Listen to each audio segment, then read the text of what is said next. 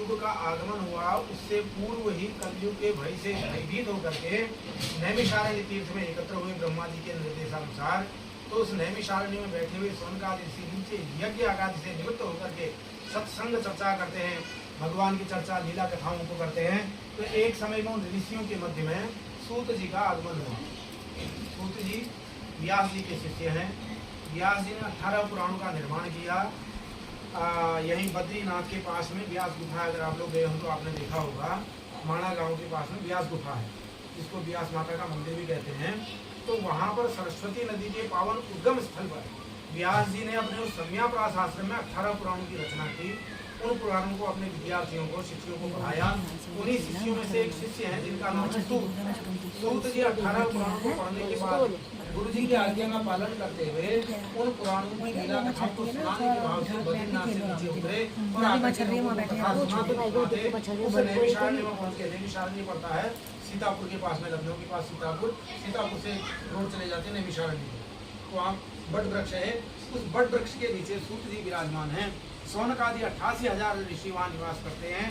वो ऋषि उनसे प्रश्न करते हैं, सूत जी उनके प्रश्नों का उत्तर देते हैं। तो ऋषियों ने प्रश्न किया है कि व्रतेन तपसा किं वा प्राप्यते वांछितं फलं तत्सर्वं श्रोतुमिच्छामि कथयस्सु महामुने। हे महामुनि सूत जी, कलयुग के मानव मात्र के कल्याण का साधन क्या है? कैसे मानव मात्र का कल्याण होगा? व्रतेन तपसा किं वा, कोई व्रत बताइए, जप हो, तप हो, ज्ञान साधना क्या है करने योग्य, वो हम सुनना चाहते हैं भगवान। तो सूत जी ने अपने गुरु जी का स्मरण किया, ध्यान किया, भगवान के चरण कमलों का ध्यान किया, उन ऋषियों के प्रश्न का उत्तर दिया। सूत जी कहते हैं कि नारदेन एव संपृष्टो भगवान कमलापति सुरश्रे यथेवाह तत्ध्वं समाहिता। हे ऋषियों, जो प्रश्न आज आप हमसे कर रहे हो, यही प्रश्न पूर्व काल में देव ऋषि नारद ने भगवान नारायण से किया था। कहते हैं कि एकदा नारदो योगी परानुग्रह कांक्षया पर्यटन विविधान लोकान मृत्युलोकम उपागता। एक समय की बात है, देव ऋषि नारद पर्यटन का भाव लेकर के, घूमने के भाव से इस भारत भूमि में जितने भी तीर्थ हैं उन तीर्थों का पर्यटन करने लगे, घूमने लगे। तो घूमते घूमते उन्होंने क्या देखा कि ततो दृष्ट्वा जनान सर्वे नाना क्लेश समन्वितान नाना योनि समुत्पन्नान पश्यन्ति। इस मृत्युलोक में मानव मात्रा अनेक प्रकार के पाप कर्मों को कर रहा, कोई भी वर्ण हो, चाहे ब्राह्मण हो, क्षत्रिय हो, वैश्य हो या शूद्र हो, वर्ण जाति नहीं। और पहले वर्ण व्यवस्था हुआ करती थी ना। वर्ण व्यवस्था में व्यवस्था ये थी कि जन्म से किसी की जाति सिद्ध नहीं होती। अगर आप क्षत्रिय परिवार में पैदा हुए हैं, आवश्यक नहीं कल आप क्षत्रिय रहेंगे। आपने दुकान खोल लिया, बनिया बन गए। आप आर्मी में चले गए, आप क्षत्रिय बन गए। पढ़ाने लगे, ब्राह्मण बन गए। और कृषि कार्य करने लगे, शूद्र हो गए। तो ये वर्ण व्यवस्था पहले काम के ऊपर आधारित थी। जो जैसा काम करता था उस व्यवस्था में अपने आप चला जाता था, कोई विवाद नहीं था। बाद में हम लोगों ने फिर जातियाँ बना दी, जहाँ जाति वहीं फिर जाकर के फिर सारा विवाद खड़ा हो गया। तो चारों वर्ण यहाँ पर पाप कर्म करते हुए नारद जी ने उनको देखा कि ततो दृष्ट्वा जनान सर्वे नाना क्लेश समन्वितान, अनेक प्रकार के पाप क्लेशों में पड़े हुए हैं। उन पापों का परिणाम क्या है कि नाना योनि समुत्पन्नान पश्यन्ति। पाप कर्म भी आज जो हमने पाप कर्म किया, आगे जाकर के हम कुकर कुकर स्वान तमाम नीच योनि में जन्म ले रहे हैं, कहीं वृक्ष बन रहे हैं, अनेक पशुओं की योनि में जा रहे हैं। ये सब नारद जी ने वहीं खड़े खड़े देख लिया कि भैया इन मनुष्यों का भविष्य ऐसा होने वाला है। बड़ा हमको दुख हुआ, क्योंकि देखिए शुभम जी, ये मानव जल शरीर जो हमको मिला है ना, 84 लाख योनियाँ कहते हैं, 84 लाख प्रकार की प्राणी हैं। उन प्राणियों में सबसे उत्तम कोटि है मानव शरीर। और ये उत्तम क्यों है? क्योंकि ये जो दिया भगवान ने बुद्धि विवेक, ये सबसे उत्कृष्ट है साहब। हम ज्ञान रखते हैं, इसलिए इसको उत्तम शरीर कहा गया है। इस उत्तम मानव शरीर को पा करके अगर हम वही पाप करने लगे, जानवरों की भांति अगर हम लड़ने झगड़ने लगे, तो कोई लाभ नहीं शरीर को प्राप्त करने। तो इसलिए जो है इस मानव शरीर को प्राप्त करके पुण्य अच्छे काम करना है। पुण्य कर्म माने अच्छे काम करना चाहिए, गलत काम नहीं करना चाहिए। तो गलत काम करते हुए लोगों को नारद जी ने देखा तो सोचने लगे, हाँ कैसे इस मानव का कल्याण होगा, इसकी बुद्धि कैसे सुधरेगी, इसकी बुद्धि शुद्ध कैसे होगी, कैसे सतमार्ग की हो जाएगा। बड़ा विचार करने लगे। तो अनेक सौ उन्होंने विचार किया। जब कोई उपाय समझ नहीं आया, वीणा उठाई, भगवान नारायण के धाम वैकुंठ में जाकर के वहाँ भगवान से नमो वांग मनसाची तो रूपायानंत शक्ति आदि मध्यांत हिनाय और निर्गुणाय महात्मने, अनेक प्रकार का वहाँ भगवान का स्तवन करने लगे, पूजन करने लगे। तो भगवान नारायण ने अपने कमल नेत्र खोले, पूछा नारद जी से कि मर्थम मार्ग तुम जीवन शिवते मनसी वर्तते, हे देव ऋषि, आज तुम हमारे यहाँ कैसे आए, क्या बात है, क्या कष्ट है, क्या दुख है, क्यों तुम्हारा चेहरा ऐसा झुका हुआ मुरझाया हुआ है। तो देव ऋषि नारद ने वही बात बता दी जो यहाँ संसार में देख करके गए थे। कहा प्रभु बड़े खेद की बात है, दुख की बात है, जो मानव शरीर है, आपने जो सबसे उत्तम कोटि का शरीर मानव बनाया, उसको बुद्धि दी, विवेक दिया, ज्ञान दिया, लेकिन उस ज्ञान को प्राप्त करने के बाद भी वो पशुवत व्यवहार कर रहा है, पशुओं की तरह लड़ता झगड़ता है, कुत्तों की तरह एक दूसरे को काटने के लिए जाता है। थोड़ा कुछ मिल गया तो गर्वे तुंगा सिर ऊँट की तरह मुंह उठा के ऐसे चलता है नहीं। तो ये प्रभु उसको कैसे मति आएगी, सन्मति कैसे आएगी, आप कोई उपाय बताइए। तो भगवान कहते हैं साधु पृष्ठम त्वया वत्स लोकानुग्रहकांक्षया, बेटा नारद तुमने बड़े साधुवाद की बात पूछी है संसार के कल्याण के लिए, इसलिए आज मैं तुम्हें गुप्त रहस्य बताता हूँ। वर्तमस्ति महत्पुण्यम स्वर्गे मर्त्ये च दुर्लभम तव स्नेहान मया वत्स प्रकाशः क्रियते अर्जुना। कहा कि बेटा एक ऐसा व्रत है जो स्वर्गे मर्त्ये च दुर्लभम, स्वर्ग में और इस मृत्यु लोक में, मृत्यु लोक की पृथ्वी को कहते हैं, इस मृत्यु लोक में और स्वर्ग लोक में जो बड़ा दुर्लभ है, किसी को पता नहीं है। तब स्नेहान बेटा तुम्हारे प्रेम के कारण मया वत्स प्रकाश क्रियते अर्जुना, आज मैं उस व्रत को प्रकाशित करता हूँ, उद्घाटित करता हूँ। क्या है भगवान व्रत, क्या है? बोले सत्यनारायण सेव व्रतम सम्यक विधान। सत्यनारायण भगवान का जो व्रत है वो सम्यक विधान का, सम्यक माने पूर्ण रूप से, नियम पूर्वक जो अपने जीवन में धारण कर लेता है। ये लोग सुखम जानते सत्यपुरम ययौ, इस संसार के सारे सुखों को भोग करके अंतिम परम पद को प्राप्त होता है। स्पष्ट लिखा है कि ये लोग सुखम मुक्त्वा, ये संसार के सुख भोगने के लिए, त्यागने के लिए नहीं है कि हम कहीं जटा बना करके, दाढ़ी बना के कहीं जंगल में चले जाएं, वहाँ पेड़ के नीचे बैठ करके तमाम तप करें, इसके लिए शरीर नहीं मिला है। यहाँ स्पष्ट लिखते हैं कि सुखम मुक्त्वा, संसार के जितने सुख है ना, ये तमाम ये हम एसी में बैठ रहे हैं, गद्दे में सो रहे हैं, सुंदर एक से एक सुंदर व्यंजन खा रहे हैं, बस सुंदर से पहने, हमारे लिए तो है ये गाय भैंस थोड़ी करेंगे ये सब, ये मानव के लिए इनको भोगना चाहिए। तो लेकिन कैसे भोगना चाहिए कि हम न्याय पूर्वक मार्ग से धन उपार्जित करें, अन्याय से धन न कमाएं, न्याय परिश्रम करके धन को कमाएं, इससे अपने जीवन में जितनी सुविधाएं जोड़ सकते हो जोड़िए, लेकिन पाप कर्म का धन न हो, पुण्य कर्म से कमाया हुआ हो, न्याय मार्ग से कमाया हुआ हो। तो कहते हैं कि इस संसार के सुखों को भोग करके वह व्रत करने वाला मनुष्य अंत में परम वैकुंठ को प्राप्त होता है, मुक्ति को प्राप्त हो जाता है। तो देव ऋषि नारद पूछने लगे किम फलम किम विधानम चौ प्रथम केन ऋषि। कहा कि प्रभु पहली बात तो ये बताए किम फलम, इस व्रत को करने से मिलता क्या, पूरा विस्तार से बताइए। और किम विधानम, ये व्रत करते कैसे हैं, दूसरा प्रश्न। तीसरा प्रश्न पूछा कृतम केन होता, तो किया कब जाता है, कब करना चाहिए, समय। तो जिस प्रकार प्रश्न पूछे, जिस क्रम से प्रश्न पूछा जाता है, विद्वान लोगों की पहचान होती है, उसी क्रम में वो उत्तर देते हैं, आगे पीछे नहीं करते। पहला पूछा प्रश्न किम फलम, इस व्रत का फल क्या है। तो सबसे पहले भगवान ने फल प्रकट किया, कहते हैं कि दुख शोकादि शमनम धन धान्य प्रवर्धनम सौभाग्य संततिकरम सर्वत्र विजय प्रदम। इस व्रत को करने वाले के दुख और शोक का शमन हो जाता है, नाश हो जाता है, सुख और सौभाग्य की प्राप्ति होती है, धन संतान की प्राप्ति होती है। इस संसार में हमारे जीवन में, जीवन के पथ में सब प्रकार से विजय श्री की प्राप्ति होती है, अर्थात चहुं ओर से सुख समृद्धि की प्राप्ति होती है। उसके बाद पूछा विधानम, विधान क्या। तो भगवान ने बताया कि ऐसे ही केले के स्तंभ खड़े करके, मंडप बना करके, भगवान को अनेक प्रकार के भोग लगा करके केले के फल का भोग लगाए। देखो बड़ा सरल है संविधान, सनातन धर्म का जो संविधान है ना, बड़ा लचकदार है, बहुत ही इसमें लोच है। अनादिकाल से तमाम ये विदर्भी लोग ना सनातन को तोड़ने की आज से कोशिश नहीं कर रहे हैं। ये रावण के समय से चल रहा है साहब, ये द्वापर से चल रहा है, त्रेता से चल रहा है, आज तक नहीं है सनातन। कारण जैन धर्म बन जाता है, उधर कोई तोड़ने की सोचता है, दूसरी शाखा बौद्ध निकल जाता है। तो कुछ ना कुछ इसमें से शाखाएं बन जाती है, धर्म टूटता नहीं है, क्योंकि इसमें लचक होती है ना। जिनके वहाँ नियमों में लचक होगी, वो ऑफिस हो चाहे कोई सस्ता हो, वो दीर्घ जहाँ कड़क होता है जाता तो टूटने की संभावना रहती है। हमारे यहाँ कितना संविधान सरल है, देखो लिखते हैं कि कदली फलम, ये अगर यहाँ लिखा होता आम से भोग लगाएं, आज आप कथा नहीं करता, आम कहाँ से लाते इसमें, केला हमेशा प्राप्त होता है, 12 महीने प्राप्त होता है, बड़ा सरल विधान है। तो ऐसी सरल चीजें दे रखी है जिससे सब लोग उसको कर सके, प्रेम से कर सके। तो ऐसे केले का फल का भोग लगाएं, आरती का प्रसाद चढ़ाएं, जो हम सब करते हैं, ये विधान सब ये पुराण नहीं बताया होगा। और भगवान के नाम का संकीर्तन करें, खूब जोर जोर से भगवान का नाम का उच्चारण करें। और सबसे बड़ी शर्त रखी है कि अपने जीवन के सत्य को पहचाने, जीवन में सत्य को धारण करें। देखो दो शब्द हैं इस ग्रंथ में, सत्य और नारायण। अगर हम सत्य के मार्ग पर नहीं चलेंगे तो नारायण तो बहुत दूर की बात है। पहले हमको अपने आप को सत्य में अवस्थित करना पड़ेगा, सत्य में हमको विराजना पड़ेगा, बैठना पड़ेगा, तब जाके नारायण की प्राप्ति होगी। तो सत्य का अनुपालन करें, अनुमोदन करें। और प्रथम केले उत्तर व्रत करना कब चाहिए, उसका उत्तर भगवान ने दिया, यस्मिन कस्मिन दिने मत भक्ति श्रद्धा समन्वित हो।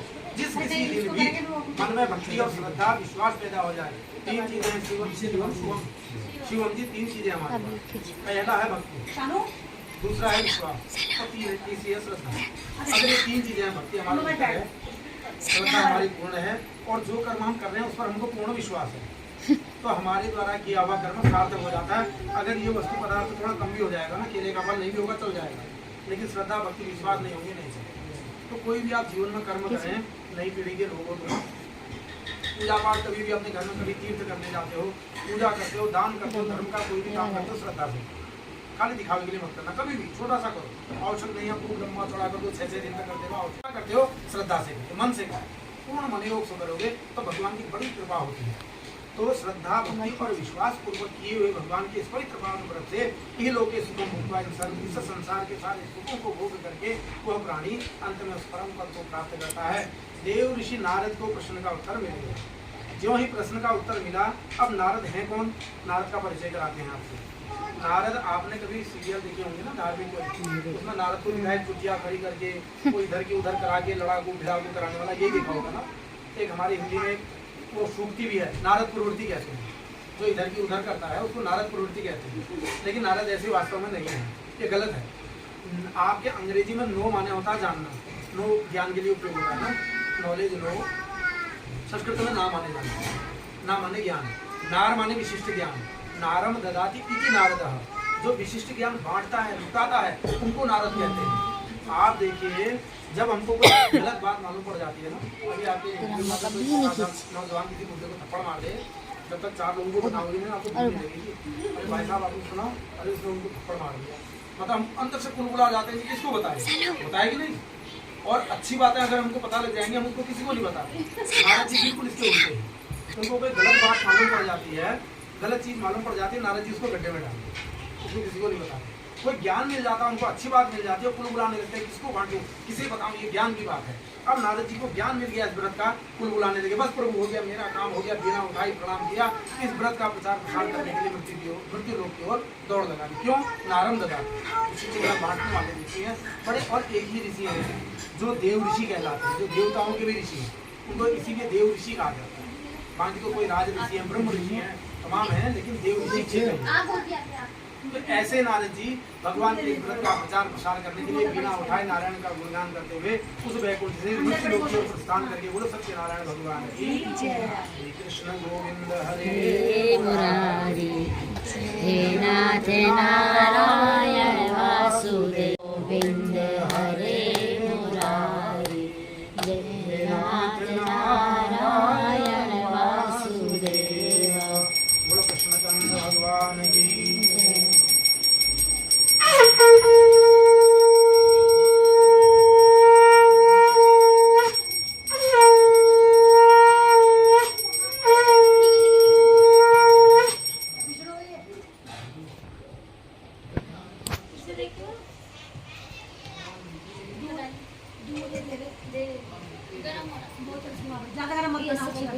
दूसरे अध्याय में वर्णन करते हैं, जब इतना कहा सूत जी ने शौनकादि ऋषियों से, ये चर्चा हो रही है नैमिषारण्य में, तो शौनकादि ऋषि सूत जी का मुंह ताकने लगे, मानो प्रश्न कर रहे हो कि सूत जी आप बताइए, नारद जी ने जब यहाँ प्रचार प्रसार किया तो इस व्रत के संसार में किस किस ने किया। तो तुरंत ही सूत जी बोल गए, कृतम ये पुराधिज कश्चित काशी कुलेरम्ये याशिक विक्राति निर्धनो। कहा कि शौनकादि ऋषि सुनो, एक काशीपुर नाम के नगर में निर्धन ब्राह्मण रहता था जिसका नाम था शतानंद। शतानंद पढ़ा लिखा नहीं था, पढ़ा लिखा नहीं होने के कारण भिक्षा मांगता था। ब्राह्मण की वृत्ति है, वृत्ति कहते हैं रोजगार। एक रोजगार ब्राह्मण का भिक्षा मांगे, और रोजगार कब कहलाता है, वृत्ति कब कहलाता है, जब एक दिन में मात्र 4 घरों में भिक्षा मांगे, एक दिन में सिर्फ 4 दरवाजे खटखटाए, बस उसमें जो मिले उसमें संतुष्ट रहे, वो भिक्षा वृत्ति है। बाकी फिर तुम झोला डाल के गली गली घूमते रहो, भीख मांगना वो अलग चीज है, वो तो फिर भीख मांगने की बात अलग है। लेकिन वृत्तिपूर्वक जो भिक्षा करता है वो मात्र 4 घर वाले।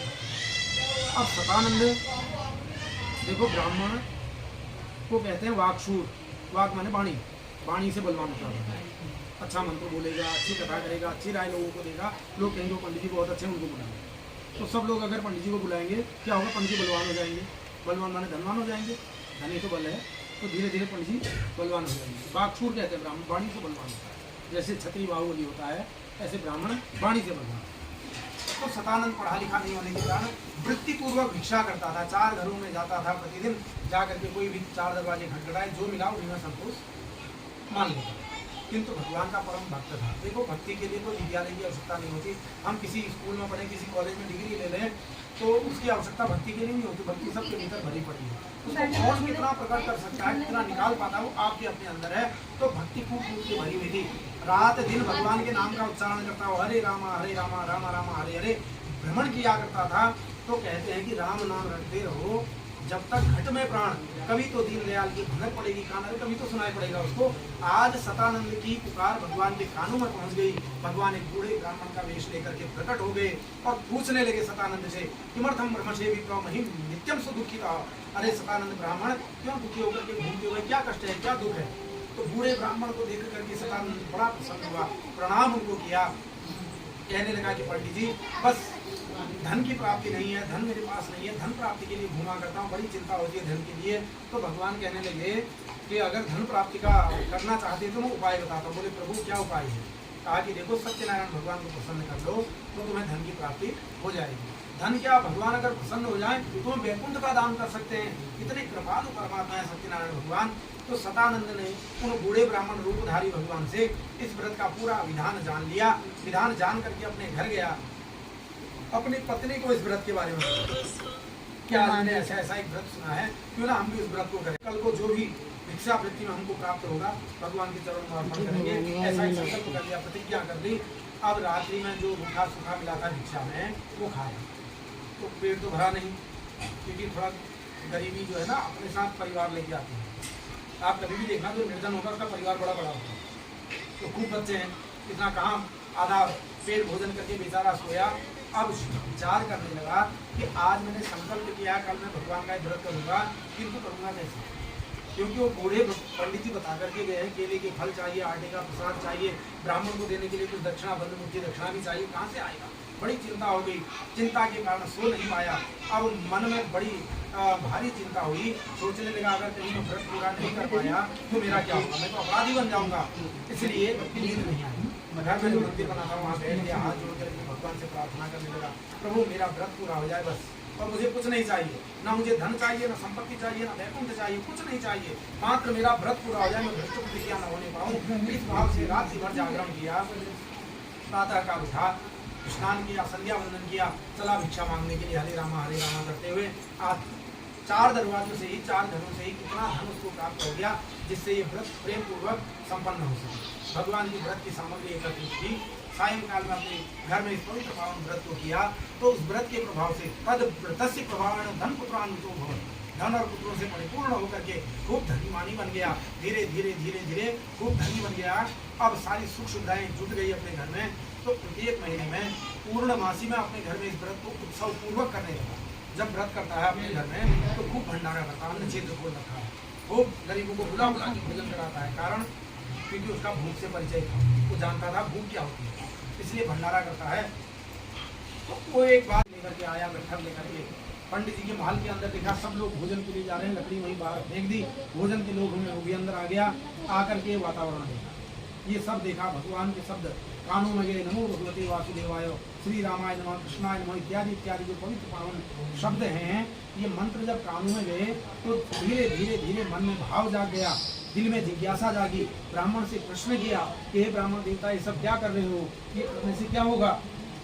सतानंद ब्राह्मण ने जिज्ञासु को देख करके इस व्रत का ज्ञान उपदेश उस लकड़हारे को भी दे दिया। कहा भैया ये सत्यनारायण भगवान का व्रत है, इसी व्रत के करने के फलस्वरूप आज मैं इतना धनी मानी बना हुआ हूँ, आप भी इस व्रत को करो। तो लकड़हारे को भी वो ज्ञान दे दिया, लकड़हारे के मन में भाव जागृत हो।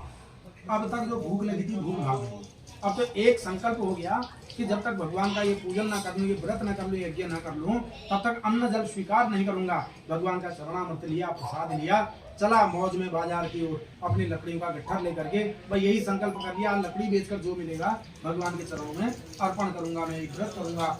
तो बाजार में गया, भगवान की बड़ी कृपा हुई, बहुत सारा मूल्य उसको प्राप्त हुआ, उन लकड़ियों की कीमत प्राप्त हुई। उससे श्रद्धा, भक्ति और विश्वास, इन 3 सोपान के साथ में भगवान के इस पवित्र पावन व्रत को किया तो वह लकड़हारा भी, यह सतानंद नाम का ब्राह्मण भी इस संसार के सारे सुखों को भोग करके अंतिम उस परम पद को प्राप्त हो गए। बोलो सत्यनारायण भगवान की। श्रीमन्नारायण नारायण नारायण श्रीमन्नारायण नारायण नारायण बद्री नारायण नारायण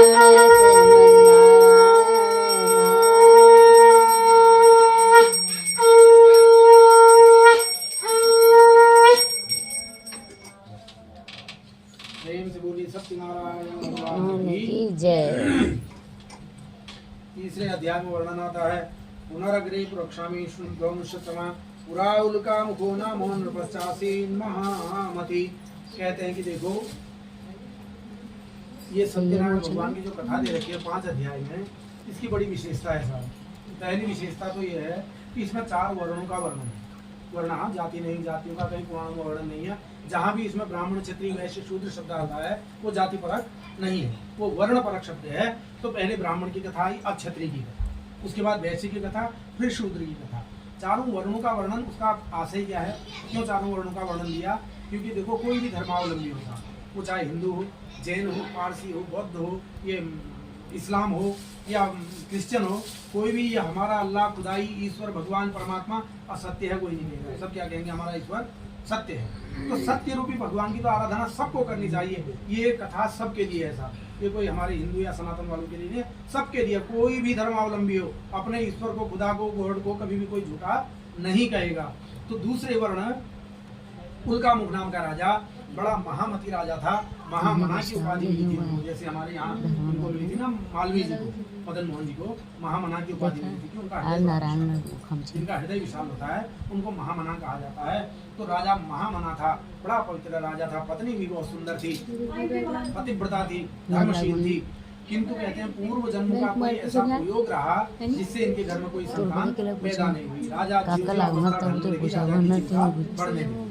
तो एक दिन राजा ने अपने ब्राह्मणों को बुला करके अपनी जन्मपत्नी को दिखाई, भैया बताओ कैसे संतान होगी, कोई उपाय बताइए। तो ब्राह्मणों ने निर्देश दिया, कहा राजन हमारे राज्य में एक नदी बहती है भद्रशिला, उस भद्रशिला नदी के तट पर जाकर के क्यों ना भगवान सत्यदेव की आराधना की जाए, सत्यनारायण भगवान का पूजन किया जाए। तो ऐसा राजा को निर्देश जब दिया तो राजा अपने राज समाज को लेकर के, बंधु वर्गों को लेकर के भद्रशिला नदी के तट की ओर चल पड़ा भगवान की आराधना करने, संतान प्राप्ति की कामना से।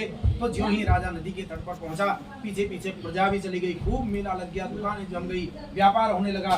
तो वहां पर उसी समय में तीसरा वर्ग, एक साधु नाम का वैश्य व्यापारी जो रत्नों का व्यापार करता था, वो नदी से जा रहा था व्यापार करने। नदी के किनारे देखिए भीड़ भाड़ लगी हुई है, बाजार लगा हुआ है, आकर के व्यापार करने लगा। तो व्यापार करते करते वह वैश्य वहां पहुंच गया जहाँ राजा भगवान की पूजा कर रहे थे।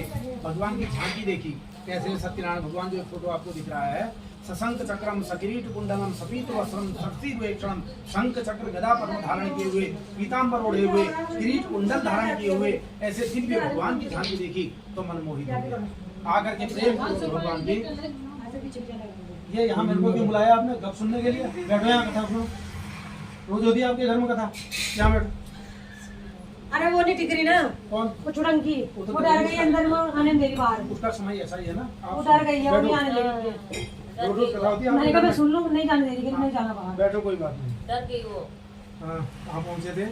अच्छा साहब, तो भगवान की ऐसी दिव्य झांकी उस साधु वैश्य ने देखी, आकर के मोहित हो गया, भगवान के स्वरूप को देख करके मोहित हो गया, खड़ा हो गया। पूजन संपन्न हुआ, राजा ने प्रसाद दिया तो राजा का हाथ पकड़ लिया। किमिदम कुरुसे राजन भक्ति युक्ते निश्चित था। राजा पहले ये बताओ, ये किनकी पूजा कर रहे हैं, ये कौन से देवता हैं, किस कामना से पूजा कर रहे हो, मुझे बताओ। तो राजा ने जिज्ञासु देखा, कहा कि पूजनम क्रियते साधु विष्णु अतुल तेजसा। अरे साधु वैश्य, भगवान विष्णु का जो अतुल तेजस्वी रूप है, परम कृपालुमय जो स्वरूप है भगवान का, उन कृपालुमय स्वरूप सत्यनारायण भगवान की मैं पूजा कर रहा हूँ। क्यों कर रहे हो? बोले पुत्रादि आपकी कामना या संतान प्राप्ति की कामना के लिए मैं व्रत कर रहा हूँ। तो साधु ने कहा प्रभु ममापि संततिर्नास्ति हे तस्मात् ध्यायते ध्रुवम। राजन मैं आपसे परम सत्य कहता हूँ, मेरे भी कोई संतान नहीं है, मुझे भी बता दो भाई ये व्रत करते कैसे हैं।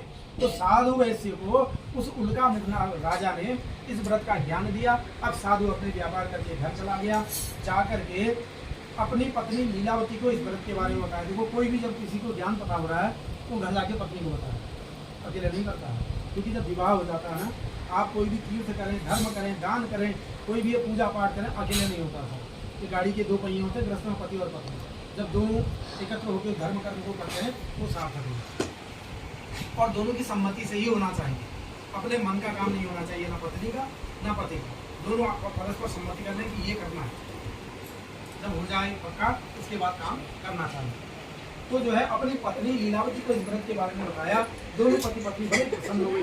संकल्प लिया साधु वैश्य ने कि तदा व्रतम करिष्यामि यदा मे संततिर् भवेत्। देखो भैया ये जो वंश का गुण है ना, ये पीछा नहीं छोड़ता है।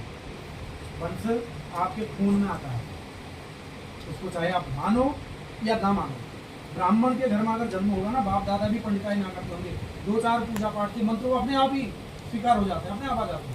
क्षत्रिय कितना भी दुबला पतला हो, चाहे मोटा ताजा, इससे कोई संबंध नहीं है। अगर दो आदमी को लड़ता हुआ देखेगा ना, उसका खून बोल पड़ेगा, तुरंत बीच बचाव करने चला, लड़ो मत, क्योंकि राजा है वो, रक्षा का भार है उसके अंदर, वो अपने आप चला जाएगा, उसका खून दौड़ेगा। ऐसे ही वैश्य व्यापार उसके कूट कूट के भरा होता है, चाहे 7 पीढ़ी में किसी ने व्यापार नहीं किया हो। यहाँ पर देखिए उसका प्रत्यक्ष उदाहरण दिख रहा है। ब्राह्मण पहले व्रत करता है, फल जब मिलेगा तब होगा। राजा ये उनका मुख्य क्षत्रिय नदी के तट पर व्रत कर रहा है, जब होगा फल तब होगा। लेकिन वैश्य ने ऐसा नहीं किया, वो कहता तदा व्रतम करिष्यामि यदा मे संततिर् भवेत्। वो सब तोल मोल के करता है साहब, वो कहता तब मैं व्रत करूंगा जब मेरे संतान हो जाएगी, पहले चाहिए काम बाद में। ये वंश का गुण है।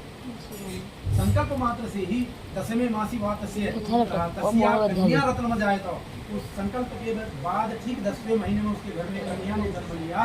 और दिने दिने सावप्रदे शुक्ल पक्ष यथा शशि, शुक्ल पक्ष में जैसे चंद्रमा प्रत्येक दिन के कला बढ़ते हैं, ऐसे वो कन्या भी बढ़ने लगी। तो उसका नाम कलावती रख दिया, नामकरण हो गया, घर शुद्ध हो गया। तो पत्नी ने याद दिलाई, पत्नी संस्कृत का शब्द है। हाँ, पत्नी का अर्थ होता है पतना त्रायते इति पत्नी, जो दुख में बिल्कुल ढाल की तरह पति के आगे खड़ा हो जाए, उसको पत्नी कहते हैं। एक धर्मान योज्यते इति पत्नी, जो धर्म मार्ग में हाथ पकड़ करके ले जाती है, चलो आज फलाने मंदिर हुआते हैं, पत्नी का काम। आज घर में पूजा कर लेते हैं, ये पत्नी का काम, जो धर्म मार्ग में ले जाते हैं। धर्मान योज्यते इति पत्नी। और यज्ञान योज्यते इति पत्नी, घर में आज ये चीज खत्म हो गई है, इतना चावल लाना है, ये आटा लाना है, नमक नून तेल लाना है, कौन कहता है? पत्नी को कहती है। वो पत्नी चाहे माँ हो या हमारी पत्नी हो, है तो पत्नी हो। तो ये पत्नी का धर्म है। साथ धर्मान योज्यते यज्ञान योज्यते पतनात्रायते इति पत्नी, उसको पत्नी कहते हैं। तो पत्नी लीलावती ने अपने धर्म का पालन किया, पति का हाथ पकड़ा, बोले देखो घर पवित्र हो गया, कन्या हो गई, नामकरण हो गया, लगे आज भगवान का पूजन कर लेते हैं। संकल्प किया था हमने कि हम पूजन करेंगे। तो सेठ जी ने कहा कि देखो आज तक तो घर में संतान नहीं थी, घर सुना था, क्योंकि गृहस्थ का फल है ना ये संतान। को जब घर में संतान हो जाती है तो फिर रौनक आ जाती है। लोही की तो शुरुआत घर में, या तो बच्चों की या बूढ़ों की। जवान की कोई पूछ नहीं है घर में, क्योंकि जवान को फुर्सत है ही नहीं, उसको तो अर्जन करना, कमाना है उसको। अगर घर में ठाट करेगा तो फिर नहीं चलेगा ना। तो घर की शुरुआत 2 से ही होती है, तो बुढ़े या बच्चे। तो घर में बालिका आ गई है, जन्म हो गया, देखो घर में उत्सव हुआ करेगा, इसको अन्नप्राशन करेंगे उस दिन कर लेंगे, इसका जन्मदिन मनाएंगे उस दिन व्रत कर लेंगे। ऐसे करके सेठ जी ने उस बात को आगे बढ़ा दिया। अब अन्नप्राशन हुआ 5 महीने में, पत्नी ने फिर हाथ पकड़ा, बोले जी व्रत तो कर लेते हैं, तो कोई बात नहीं, जन्मदिन में कर लेंगे। जन्मदिन हुआ, फिर बोला, बोले अगले जन्मदिन में कर लेंगे। ऐसे करते करते बात को आगे बढ़ाते रह गए। अब कन्या धीरे धीरे युवा हो गई। उस युवा कन्या का विवाह एक वैश्य पुत्र के साथ कर दिया। विवाह के समय पत्नी भी उस व्रत को बताना भूल गई। अपने दामाद को व्यापार में लेकर सेठ जी चल पड़े, दोनों ससुर दामाद व्यापार करने। एक रत्नसारपुर नगर में पहुंचे। भगवान ने देखा भैया ये बार बार जो है व्रत से विमुख हो रहा है, इसको थोड़ा सा कुछ झटका देना चाहिए। तो भगवान ने दुख भेजा। देखो अकेला कर लेंगे, दुख की बड़ी विशेषता है, वो अपने साथ ज्ञान लेके आता है। जब कोई दुखी आदमी को आप देखना, उसका ज्ञान जागृत हो जाता है, वो भले बुरे के लिए सब सोचने लगता है। सुख में नहीं सोचता आदमी, दुखी आदमी सोचता है कहीं मेरे से गलती तो नहीं हो रही है, कुछ अपराध तो नहीं हो रहा, बार बार सोचता है। और जब सुख आता है, सुख अपने साथ अहंकार लेके आता, फिर आगे कौन क्या कुछ नहीं है, वो तो कॉलर उठा के चलता है। तो दुख भेजा भगवान ने ताकि इसको कुछ याद आ जाए, इसका ज्ञान प्राप्त हो। तो रत्न सारपुर नगर में दोनों ससुर दामाद पहुंचे। नाव से अपना रत्न माल सब रत्नों का व्यापारी तो था ही, किनारे उतार लिया सोना चांदी, वहीं विश्राम करने लगे तो नींद आ गई। इतनी देर में उस राजा के राजकोष में चोरों ने चोरी कर ली। जिस राज्य में गए थे, चंद्रकेतु राजा था, चोर राजकोष का धन लेकर के उसी नदी के किनारे किनारे भाग रहे थे। पीछे पुलिस पड़ी हुई थी, चोरों ने धन वैसी के धन के साथ मिला दिया। इनको तो थोड़ा झटकी आई हुई थी, इतनी देर में मिला हुआ। चोर भाग गए, संदेह के घेरे में इनको पकड़ लिया गया, कारागार में डाल दिया। खूब इनको दंड मिला, खूब भारी इनको जो है वहाँ दंड दिया गया। घर में जितना अन्न धन था, एक दिन रात में चोर आए, सारा अन्न और धन चुरा करके ले गए। अब माँ लीलावती और कलावती भी दुखी होकर के भटकने लगी, दर दर भटकने लगी। तो ऐसे करते करते बहुत समय बीत गया। तो भगवान ने कहा कि चलो ठोकर लग गई, अब इसको सुख दे। तो एक दिन की बात है, वो कलावती कन्या भोजन की तलाश में एक ऐसे घर में पहुंच गई जहाँ सत्य भगवान का पूजन हो रहा था। महात्म्य कथा सुनी, फल सुना व्रत का कि भैया जो भी इस व्रत को पूजन को करता है उसकी सारी मनोकामनाएं पूरी हो जाती हैं।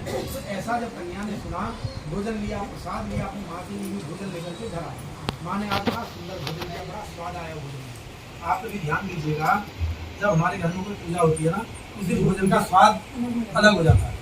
आप कभी पितृ पूजा करिए, श्राद्ध में देखिए, भोजन का स्वाद अलग हो जाता है। क्यों? उसमें कृपा आ जाती है, पितरों की कृपा आ जाती है, देवताओं की कृपा आ जाती है, उस भोजन का स्वाद ही निराला होता है। आज माँ को बड़ी तृप्ति हुई सत्यनारायण भगवान के प्रसाद भोजन को पा करके। बेटी से पूछा, बेटा ये भोजन कहाँ से लाई? तो बेटी ने बताया, माँ मैंने ऐसे घर को मैं गई थी कि वहाँ भगवान सत्यनारायण की पूजा हो रही थी, और पंडित जी बता रहे थे जो इस व्रत को करता है उसकी मनोकामनाएं सिद्ध हो जाती है। माँ को याद आ गया, हमने भी व्रत का संकल्प किया था, आज बेटी की शादी तक हो गई, वो व्रत आज तक नहीं कर पाए।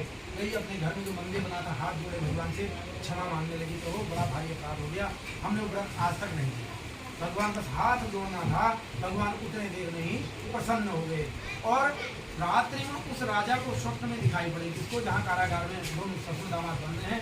राजा को भगवान ने कहा कि भैया देखो प्रातः काल होती तो वैश्यों को मुक्त कर दो।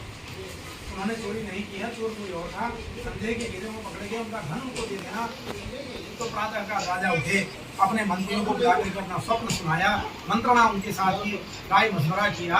तो अंत में साधु वैसे उनके दामाद को उनके धन सहित मुक्त कर दिया गया। जाओ भैया तुम अपने रास्ते जाओ। दोनों ससुर और दामाद नदी के तट पर आकर के अपनी नाव को दिशा करने लगे। बोलो सत्यनारायण भगवान की श्री कृष्ण गोविंद हरे मुरारी जय नाथ नारायण वासुदेव,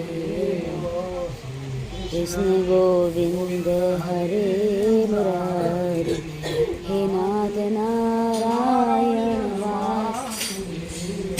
सत्यनारायण भगवान की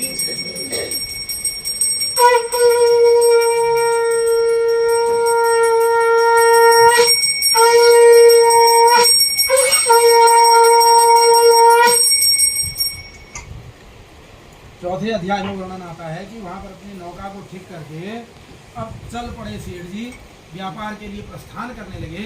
तो भगवान ने अपने उस परम भक्त, कौन? साधु वैश्य, भगवान का परम भक्त है। आज चाहे उसके व्रत को उसने करना भूल गया, छोड़ दिया, लेकिन है परम भक्त।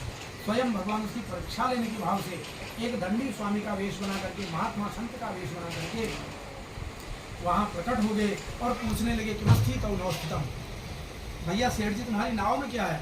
तो सेठ विचार करने लगा कि अगर बाबा जी से कह दूं कि नाव में रत्न भरे पड़े हैं, क्योंकि रत्न थे ना, धन जो है वो पर्दे में रखा जाता है, धन को कोई खुला नहीं रखता, ठीक। तो पर्दा अगर मानो मैं बाबा जी को बताता हूँ कि मेरे नाव में रत्न भरे पड़े हैं, और हो सकता है बाबा जी मांग लें, और मांगने पर अगर दे दूंगा तो व्यापार का नियम टूटेगा। व्यापार का नियम होता है साहब, जब तक पहली बिक्री नहीं हो जाती, दुकान वाला किसी को मांगने वाले को नहीं देता, किसी को उधार नहीं देता। ये नियम आज के नहीं है, ये सब नियम यहाँ से आए हैं पुराणों से, ये पौराणिक है नियम। क्योंकि हम लोग पुराणों को ही अपना गुरु मानते हैं, पुराणों से हमारी जीवन शैली आई हुई है कि जीवन को किस तरीके से जीना चाहिए, वो सब ये पुराण हमको बताते हैं, इसलिए इनको गुरु कहा जाता है। इसलिए बार बार पुराण सुनने का विधान है कि कहीं अगर हम कुछ भूल गए हों फिर हमको याद आए। तो सोचने लगा अगर दे दूंगा तो व्यापार का नियम टूटेगा, और अगर नहीं दूंगा तो मांगने से मरना भला, जो नर मांगन जाए उनते पहले हुए जिन मुँह मुक्षत ना है। मांगने से तो मरना भला है कि भगवान ऐसी अवस्था ना दे कि हमें किसी से कुछ मांगना पड़े। और उससे मरना वाला है। लेकिन मांगने के बाद भी अगर कोई वस्तु होते हुए नहीं देता है तो मांगने वाले से पहले मांगेगा। तो ये तो बड़ा धर्म संकट की स्थिति हो गई। अगर दूं तो अपराध, ना दूं तो अपराध। बड़ा असमंजस की स्थिति में आ गया सेठ। विचार करने लगा कि चलो आगे चल करके अपना भोली बट्टा हो जाएगा। तो दान मान करता था, खूब दान करता था, ऐसा सामान्य व्यक्ति नहीं था, खूब दानी मानी था। तो ऐसा विचार करके थोड़ा झूठ बोल दिया। बोले कथम प्रच्छसी भूदंडिन मुद्रा ने तुम की मच्छसी। अरे दंडी स्वामी तुम उसके ऊपर मुद्रा चाहते हो। लता पत्रादिकम चेव वर्तते करणों मम। हे प्रभु मेरी नाव में फूल पत्ते भरे पड़े हैं। भगवान ने कहा कि हाँ ये तो झूठ बोल रहा है। सत्यम बहुते वचा जा तेरा वचन सत्य हो जाए। ये भगवान ने कहा। शांत होकर के परम शांत परमात्मा वहीं एक पत्थर के ऊपर बैठ गई। अब अपनी नाव को देखा जो रत्नों के भार से अभी तक नल जल में थोड़ा बैठी हुई थी, वो बिल्कुल फूल की तरह तैर रही। क्यों? सब फूल पत्ता बन गया। तो कपड़ा हटा करके देखा, लाखों का माल मिट्टी में मिला हुआ पाया। सेठ जी को आया वहीं चक्कर और वहीं बेहोश हो गए, मूर्छित हो गए। दामाद ने किया हुआ पानी होश आया। अब तिल मिलाए गुस्से के मारे सेठ जी, और गुस्से के मारे वहीं जो दंडी स्वामी भगवान बन करके आए थे उनके पास चले गए। भगवान तो परम शांत बैठे हुए थे, क्योंकि भगवान तो शांताकारम है ना, परम शांत है भगवान नारायण। तो आप लोग पढ़ते हैं ना शांताकारम मुझे दिखाना, बड़ा दिव्य श्लोक है, कभी अवसर पढ़ लेना इसका। 1000 फन है उस नाग के जिनके ऊपर वो सोया हुआ है शेषनाग, और उस 1000 फन वाले शेषनाग के ऊपर चादर तान के सोया हुआ है। ऐसा शांताकारम। आपका पाँव पड़ जाएगा किसी सांप के ऊपर, आएगी शांति। 1 महीने तक सपने में शांति आएगी। वो 1000 फन वाले के ऊपर चैन से सोए, ऐसा शांताकारम भगवान है। हाँ बिल्कुल, ऐसा परम शांताकारम वो है। 1000 फन वाले नाग के ऊपर पड़े रहते हैं। ऐसे शांताकारम भगवान दंडी स्वामी वहाँ पर शांत बैठे हुए थे। तिल मिला के सेठ चला गया उनके पास। बोले रे बाबा जी तुम क्या जानते हो, हम तो गृहस्थी लोग हैं भैया, यहाँ सब कुछ चाहिए, धन भी चाहिए, संपत्ति चाहिए, तुमने सब मिट्टी में मिला दिया, जो था सब बग दिया बाबा जी। शांत भगवान जब चुप हो गया, बोले भैया देखो मैंने तुम्हारा कोई अपराध नहीं किया, मैंने तुम्हें नरक में जाने से बचा लिया। तो कैसे? आगे देखो, झूठ बोलने वाला नरक जाता है। अब तुम्हारे झूठ को मैंने सच कर दिया, इस झूठ के लिए तुम नरक नहीं जाओगे, मैंने तुम्हारी रक्षा की है। सेठ जी समझ गए भैया ये सामान्य महात्मा नहीं है। उनके चरणों में अपनी नाक रगड़ने लगा। एवं पुनः पुनः नत्वा महाशोकाकुल बहुत बड़े दुख को क्षमा करो। भगवान ने याद दिलाई। उसने कहा याद है तुम्हें कुछ? पूर्व में तुमने सत्यनारायण भगवान के व्रत का संकल्प लिया था और तुम पद पद में झूठ बोलते हो। देखो सत्यनारायण भगवान का वास्तविक व्रती कौन है? हम यहाँ कह देते हैं जो सत्यनारायण भगवान का व्रत कर लेता है, ये लोग सुखम मुक्त शांत सत्यपुरम यही हो। क्या संसार के सुख इतने सस्ते हैं कि एक दिन हम भूखे रह जाएं, भगवान की कथा सुन लें और हमको सारे सुख यहाँ अंबानी बन जाएंगे एक दिन?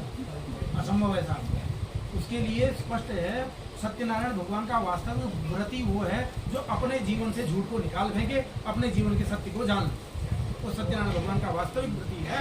तो कहते तुमने पग पग पर झूठ बोला है, जाओ अब झूठ का व्यवहार व्यापार मत करना। धन पूर्ववत हो गया, चला भगवान को प्रणाम करके अपने गाँव नगर आ गया। अपने नगर में आकर के नाव किनारे लगाई। एक व्यक्ति को अपने घर भेजा, जाओ भैया हमारे घर ये संदेश पहुंचा दो कि हम सकुशल यहाँ पहुंच गए हैं। संदेश लेकर के व्यक्ति अपने घर चला गया उनके। जब घर में पहुंचा उस समय में जो कलावती कन्या है, देखो बचपन में जो संस्कार पड़ जाता है ना भीतर, छोटे छोटे बच्चों में जो संस्कार डालते हैं बचपन में ही डालने चाहिए। जब लड़का जवान हो जाए या बेटी जवान हो जाए तब हम उससे कहें अरे जरा पूजा भी करने, थोड़ा हमारे घर में पूजा इस तरीके से होती है, जो भी हमारा अपना कुल का आचार है वो तब नहीं सीखेगा। बचपन में उसको सिखाइए, वो जो बीज पड़ जाएगा आजीवन पर्यंत वो काम करता है। तो वो संस्कार कलावती के मन में पड़ गया कि भगवान की पूजा मनोकामना पूरी करती है। उस दिन से रोज भगवान सत्यनारायण की पूजा नित्य करती है। आज भी सुबह का समय है, कलावती लगी हुई है, जय लक्ष्मी रमणा स्वामी जय लक्ष्मी रमणा। इतने में शब्द सुनाई पड़ा और संदेश वाहक संदेश लेकर के आया, भैया तुम्हारी पितापति नदी के तट पर आ गए। अब मन की स्थिति डामाडोल हो गई, क्योंकि देखो भगवान की जो पूजा है इसको हम लोग कहते हैं उपासना, कहते हैं ना उपासना, पूजा उपासना। उप कहते हैं परमात्मा, उप माने परमात्मा, उप समीपे आस्यतामी की उपासना। परमात्मा के समीप आसन लगा ले, खाली तन से नहीं मन से भी, उसको उपासना कहते हैं। अब मन में तो हमारे दूध का भगना उबल रहा होता है, चावल की सीटियाँ चल रही होती हैं, दाल पक रही होती है, जय जगदीश हरे स्वामी जय जगदीश हरे। अरे बेटा ये बंद कर देश में 3 सीटी आ गई। भक्तजनों के संकट इच्छा यही होता है, घरों में यही तो होता है, सबके घर में, मेरे भी आपके भी सबके होता है। हाँ 5 मिनट के लिए भगवान की पूजा करिए, उतने देर थोड़ा देर अपने आपको संसार से अलग, बड़ा आराम मिलता है, बड़ा आनंद मिलता है, पूरा एक प्रकार से आप रिचार्ज हो जाते हैं। 5 मिनट कभी करके देखना एकाग्र भाव से, सब छोड़ करके। अधिक आवश्यकता नहीं है कि घंटों में दे रहो, मात्र 5 मिनट लो, लेकिन उतने देर को अपने आप को संसार से अलग कर लो, उससे जोड़ने की कोशिश करो, तो परम आनंद मिलता है, परम आनंद की अनुभूति होती है, उसको उपासना कहते हैं। तो कलावती ने वो शब्द सुना, स्थिति डामाडोल हुई, सारा उपक्रम किया, चलना मतलब प्रसाद लेना भूल गई, छोड़ा नहीं है जानबूझकर, भूल वश छूट गया, चली पितापति का दर्शन करने, तो वहाँ पतिदेव नाव समेत जल में डूब गए। भगवान ने ऐसी लीला रचाई, हाहाकार मच गया, खोजबीन की पता नहीं लगा। तो अंत में कलावती के मन में कुविचार उत्पन्न हुआ कि देखो विवाह हुआ, विवाह के तुरंत बाद पति प्रदेश चले गए, आज कई वर्षों के बाद लौट करके आए तो यहाँ की जल में डूब गए, गायब भी हो गए, मरी गए।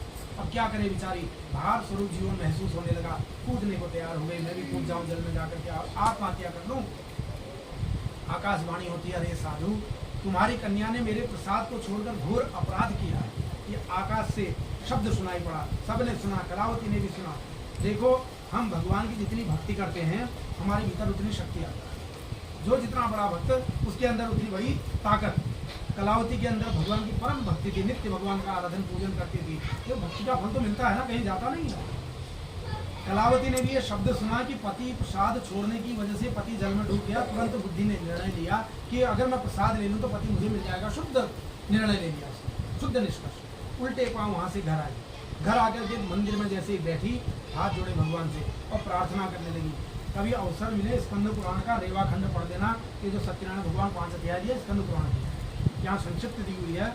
कलावती कौन है, पहले तो कलावती को जानो। एक नौजवान नव यौवना है, ठीक, वो नव यौवना कौन है, जिसका पति अभी अभी जल में डूब करके गायब हो गया, मर ही गया है, वो है कलावती। घर आकर के मंदिर में बैठ के हाथ जोड़ के भगवान से उसकी प्रार्थना क्या है कि हे प्रभु, मैंने बड़ा भारी अपराध किया, आपने जो दंड दिया ठीक किया, मैं इसी लायक। कितना विशाल हृदय होगा, कितनी भक्ति होगी उसके अंदर कि वो स्वीकार कर रही है। शिवम जी, हमको स्वीकार करना सिखाया नहीं जाता। हमारे जितने भी बड़े बुजुर्ग गुरु इत्यादि हैं, कोई नहीं सिखाता हमको अपराध स्वीकार करना। हम जाते हैं मंदिर में, कहीं कोई साक्षात भगवान नहीं होते, मूर्तियाँ तो होती हैं, उनके आगे भी जाके हमारी विधि क्या होती है, हे प्रभु अगर कोई गलती हो गई तो हम तो लगाते हैं। कभी मैंने ये नहीं कहा प्रभु मैं अभी अभी कुत्ते को डंडा मार के आया, भगवान हो गया क्षमा कर देना, कभी नहीं कहा। मैं गाय को अभी पत्थर मार के आया हूँ, मुझे क्षमा कर देना, मैंने उनको दुर्वचन बोल दिया प्रभु अपराध, कभी नहीं कहा हमने। हम तो लगाते हैं, बेवकूफ़ बनाते हैं उसको भी। भगवान अभी अभी गाली दे के आया हूँ, भगवान अगर कोई गलती हो गई तो बाबा मुझे क्षमा कर देना। सिखाया नहीं जाता स्वीकार, जबकि स्वीकार जब तक नहीं करेंगे, ये सीखना चाहिए क्रिश्चियनों से। हम तो पत्थर की मूर्ति के आगे तो लगाते हैं, वो उनका फादर होता है, उसके आगे कन्फेशन जो करते हैं वो सब बोल देते हैं कि मैं फादर में ऐसा करके आया। कितनी अच्छी बात है, अनुकरण ही है, अच्छी बातें तो सब जगह से सीखनी चाहिए। वो जीते जाते आदमी के सामने अपने अपराध स्वीकार करते हैं, हम पत्थर की मूर्ति के आगे तो लगाते हैं और झंडा फहराए हैं, सनातन धर्मी है जी हम। अरे काहे के सनातन धर्मी हो, कुछ तो कर लो, कुछ तो सनातन की लय कर लो। तो हमेशा अपने अपराध को स्वीकार करना चाहिए। जब तक हम गलती को मानेंगे नहीं, हमको क्षमा मिलने वाली नहीं है, प्रायश्चित तो होने वाला नहीं है। कलावती स्वीकार करके प्रभु मैंने अपराध किया, मैं इसी लायक थी, आपने ठीक दंड दिया। उनके दंड को भी स्वीकार कर दिया, चैलेंज नहीं कर रही है, स्वीकार कर रही है कि ठीक किया आपने। उसके बाद चरना मत लिया, प्रसाद लिया और मन में विश्वास जाकर कहा मैंने भक्ति, श्रद्धा और विश्वास तीनों का दर्शन हुआ है। पूर्ण विश्वास के साथ नदी की ओर बढ़ गई। भाई अब मैंने जो गलती हुई थी वो रिक्त स्थान मैंने पूर्ति कर दी, अब मेरा पति मुझे मिल जाएगा। तो विश्वास हम फलदायक नदी किनारे पहुंची, वहाँ पतिदेव को खड़े थे, भगवान ने अपनी लीला को खींच लिया, संतरण किया, पति का दर्शन हुआ। तो भगवान के ऐसे प्रसाद का महत्व देख करके उस सेठ के भीतर जो भी झूठ बचा हुआ था आज, उसका भी तिरोधान हो गया, उसका भी तिरस्कार उसने कर दिया, सत्य के पथ का अनुगामी बना। इस श्लोक के सारे सुखों को भोग करके उस परम पद को प्राप्त हुआ। सत्यनारायण भगवान की श्रीमन नारायण नारायण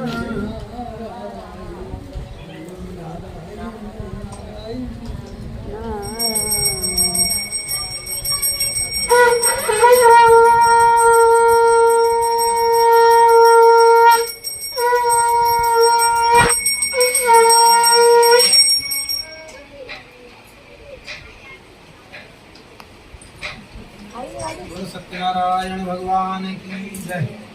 5वें अध्याय में वर्णन आता है अकान्य चौक्षामी शृणुष्व मुनिसत्तमासी तुंगध्वजो राजा प्रजापालन तत्र। एक राजा था साहब तुंगध्वज नाम का, बड़ा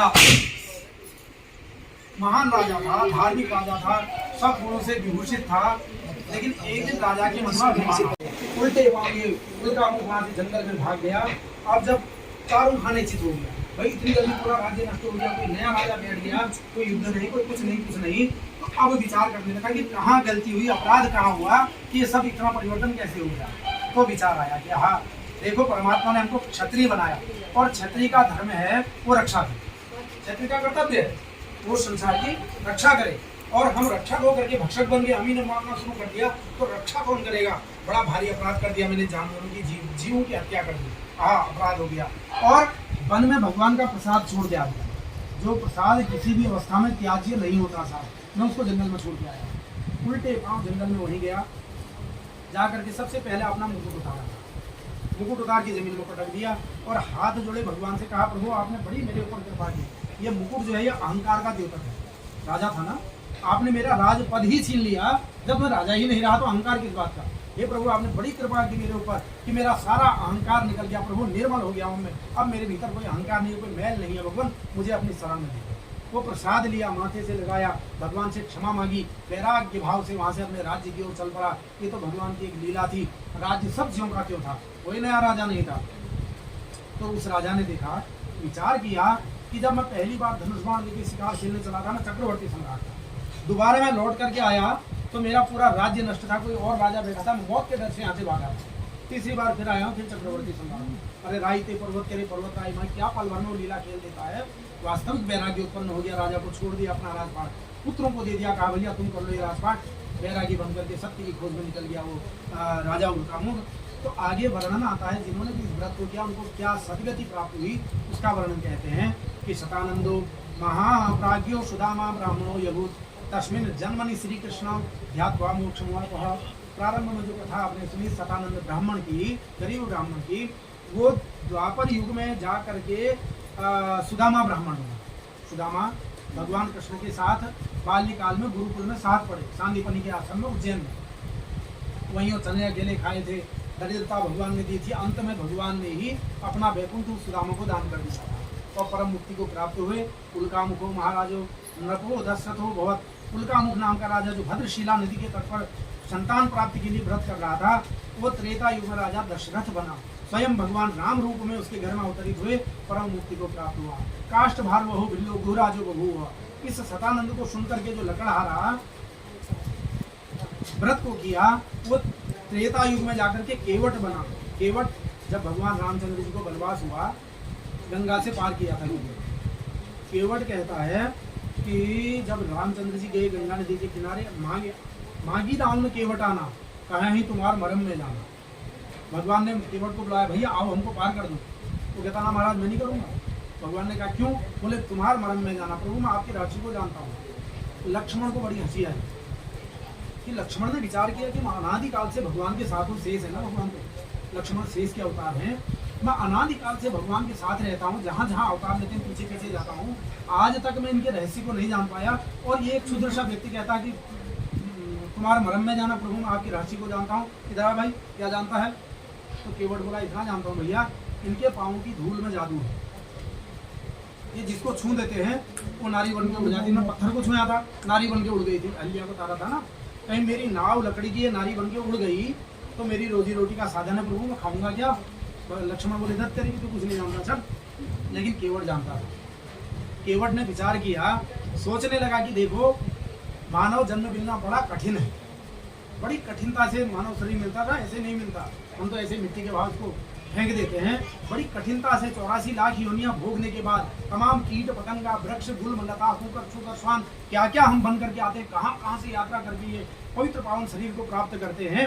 बार बार ये मिलना बड़ा असंभव है, और कदाचित मिल भी गया, केवट विचार करता है कि अगर मिल भी गया मानव शरीर, रोज राम मेरे दरवाजे पर नहीं आएंगे। आज मानव का शरीर भी है, मेरे राम मेरे दरवाजे पर आए हैं, आज अगर चरणों तक पान नहीं कर पाया तो सब निरर्थक चला जाएगा। इस भाव से भगवान के चरण धोए, चरणों तक का पान किया, वहीं वैकुंठ का वासी बन गया, मुक्ति को प्राप्त हो गया। काष्ठ भार वो बिल्लो गुराज बभूव, केवट बना था।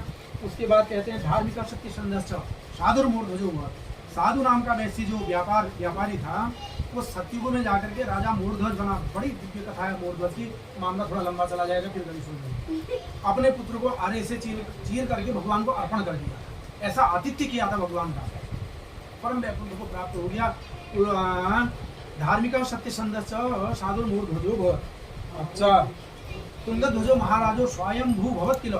तुंगध्वज नाम का राजा जो वन प्रदेश में प्रसाद त्याग दिया, फिर भगवान के चरणों का अनुगामी बना। ये जो है जब प्रलय हो गया तो प्रलय काल के बाद नई सृष्टि का सबसे पहला पुरुष बना, जिसको हम मनु कहते हैं। मनु और श्रद्धा थे ना, तो मनु की हम लोग संतान है, इसलिए मानव कहलाते हैं। सूक्ति आती कि मनो अपत्यमिति मानव, जो मनु से पैदा हुए वो मानव कहलाते। मनु महाराज बने, भगवान की आराधना करके वैकुंठ हो गए। भूतवा गोपाश्च थे सर्वे ब्रजमंडल वासी, जो ग्वालबाल वन में पूजा कर रहे थे, वो द्वापर युग के अंतिम चरण में ब्रजमंडल में ग्वालबाल बने। श्री दामा मधुमंगल इत्यादि कृष्ण की बालसखा बने और वहीं से गोलोक धाम को प्राप्त हो गए। आज हमारी बिटिया रानी सानवी का जन्मदिन है। उनको खूब शुभकामनाएं, भगवान खूब आरोग्य प्रदान करें, खूब उनको सद्बुद्धि सदमति सद्ज्ञान की उनको प्राप्ति हो, आरोग्यता की प्राप्ति हो। इन्हीं शब्दों के साथ में कथा को विराम देते हैं। बोलो सत्यनारायण भगवान की जय। श्रीमन्नारायण नारायण नारायण नारायण नारायण नारायण नारायण नारायण नारायण। काम करो, ये वाला गंगा हटा।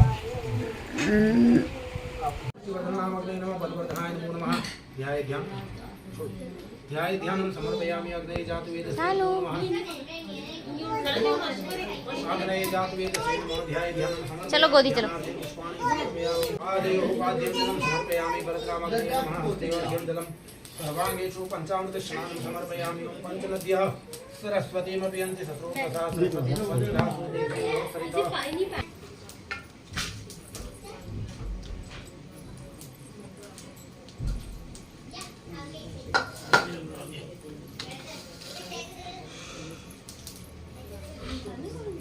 एतानि सर्वाणि वस्तूनि पुरतः शस्त्राद्य चतुर्मुखं सर्वं विहाय मनसा प्रजापतिं ध्यात्वा जुह्यात् ओम स्वाहा। इदमग्ने इदं नमः। ओम भुवः स्वाहा। इदं वायवे इदं नमः। ओम स्वः स्वाहा। ओम इदं नमः। ओम अग्ने प्रजापते स्वाहा। इदं प्रजापते इदं नमः। हाथ जोड़िएगा, गणपति भगवान का ध्यान करिए। ओम गजाननं भूतगणाधिसेवितं कपित्थजम्बूफलचारुभक्षणं उमासुतं शोकविनाशकारकं नमामि। विघ्नेश्वर पाद पंकजं सिद्धि विनायकाय नमो नमः। प्रेम से बोलिए गणपति भगवान की जय। चलिए सावधानी लीजिए। ये तो बोले ना, एक ये दोनों भगा दो, इकट्ठे कर देंगे, बांध डाल आगे और शुभम बोला स्वाहा स्वाहा बोलिए सब लोग। हाँ, ओम गणानां गणपति गुं हवामहे प्रियाणां गणपति गुं हवामहे दीनां गणपति गुं हवामहे सोमामजानि कल्पधात्मं जाति धम्मो स्वाहा। ओम गणानां गणपति गुं हवामहे प्रियाणां गणपति गुं हवामहे दीनां गणपति गुं हवामहे सोमामजानि कल्पधात्मं जाति धम्मो स्वाहा। ओम गणानां गणपति गुं हवामहे प्रियाणां गणपति गुं हवामहे दीनां गणपति गुं हवामहे सोमामजानि कल्पधात्मं जाति धम्मो स्वाहा। इदं गणेशाय इदं नमः। आप तीन लोग परात रख लो ना, दोनों हटा दो, दोनों इसमें डाल दो। ओम अम्बे अंबिके मालिके नमामि अति कष्टना शस्त्र प्रकटपतिकां कांपीलवासिनीं स्वाहा। ओम अम्बे अंबिके मालिके नमामि अति कष्टना शस्त्र प्रकटपतिकां कांपीलवासिनीं स्वाहा। ओम अम्बे अंबिके मालिके नमामि अति कष्टना शस्त्र प्रकटपतिकां कांपीलवासिनीं स्वाहा। ओम अम्बे अंबिके मालिके नमामि अति कष्टना शस्त्र प्रकटपतिकां कांपीलवासिनीं स्वाहा। इदं अम्बिकायै इदं नमः। ओमकार से ब्रह्मा सिद्धि व्याकर्षति छंद सूर्यो देवता सूर्य प्रीते यथा संख्या तिलाद्यादि होने भी नहीं होगा। सूर्य नवग्रहों के लिए आहुति ओम कृष्ण रसा वर्तमान हो कृष्ण रसा वर्तमान निवेश हिरण्यं संतारथेना देवो जाति गुणानि पश्यन्न। ओम सूर्याय स्वाहा। ओम सूर्याय स्वाहा। ओम सूर्याय स्वाहा। इदं सूर्याय इदं नमो। फिर जल ले लीजिएगा। इदं सूर्याय इदं नमो। इमं देवति गौतम शीतिष्ठु छंद सोमो देवता सोम प्रीते यथा संख्या तिलाद्यादि होमे विनियोगः एकावत्याचार्य नाम यक्षे। ओम मा चंद्रमा के लिए आहुति। ओम इमं देवा च पतमो भद्रं माते जताय माते ज्येष्ठाय माते जान राज्य ऋषिव्याय मुख्य पुत्र सेवी से भूमि राजा सोमो स्माकं ब्राह्मणानागु राजा। ओम सोमाय स्वाहा। ओम सोमाय स्वाहा। ओम सोमाय स्वाहा। ओम सोमाय स्वाहा। इदम सोमाय इदम नमः। एक दो नमः दो, एक दो और दो। विराजे प्रभु अद्भुत छविराजे, नारद करत निराजन, नारद करत निराजन, घंटा ध्वनि बाजे। ओम जय लक्ष्मी रमणा, प्रगट भय कलिकारण, द्विज को दर्श दियो प्रभु, द्विज को दर्श दियो। बूढ़ा ब्राह्मण बन कर, बूढ़ा ब्राह्मण बन कर, कंचन महल कियो। ओम जय दुर्बल भील कराल, जिन पर कृपा करी प्रभु, जिन पर कृपा करी। चंद्रचूड़ एक राजा, चंद्रचूड़ एक राजा, तिनकी विपत्ति हरी। ओम जय लक्ष्मी वैश्य मनोरथ, पायो श्रद्धा तज दीनी प्रभु, श्रद्धा तज दीनी। सुफल भोग्यो प्रभु जी, सुफल भोग्यो प्रभु जी, फिर लक्ष्मी रमणा। भाव भक्ति के कारण, छिन छिन रूप धरो प्रभु, छिन छिन रूप धरो। श्रद्धा धारण कीनी, श्रद्धा धारण कीनी, तिनको राज सरो। ओम जय लक्ष्मी रमणा। बाल बाल संग राजा, बन में भक्ति करी प्रभु, बन में भक्ति करी। मन वांछित फल दीना, मन वांछित फल दीना, दीन दयाल। पंखा बंद कर दो भाई। ओम जय लक्ष्मी रामा। श्री सत्यनारायण जी की आरती, जो कोई नर गावे प्रभु, प्रेम सहित गावे। कहत शिवानंद स्वामी, रटत हरिहर स्वामी, मन वांछित फल पावे। ओम जय लक्ष्मी रमणा, ओम जय लक्ष्मी रमणा। स्वामी जय लक्ष्मी रमणा। सत्य नारायण स्वामी, सत्य नारायण स्वामी, जन पादक हरणा। ओम जय लक्ष्मी रमणा। त्वमेव माता च पिता, त्वमेव त्वमेव त्वमेव विद्या द्रविणं, त्वमेव त्वमेव सर्वं मम देव देव। कर्पूरगौरं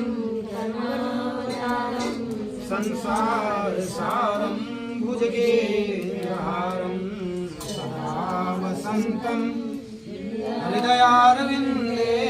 भवं भवानी सहितं नमामि, भवं भवानी सहितं नमामि। प्रेम से बोलिए सत्यनारायण भगवान की जय, की जय। सद्गुरुदेव भगवान की जय, व्यासदेव भगवान की जय, सत्य सनातन धर्म की जय। नमो पार्वती पते, हर हर हर महादेव। फेंट हो गया। ये बेल्ट है ना, ऐसे ऐसे ऐसे चुभ रही है। अच्छा मिल जाता हूँ अभी देखो।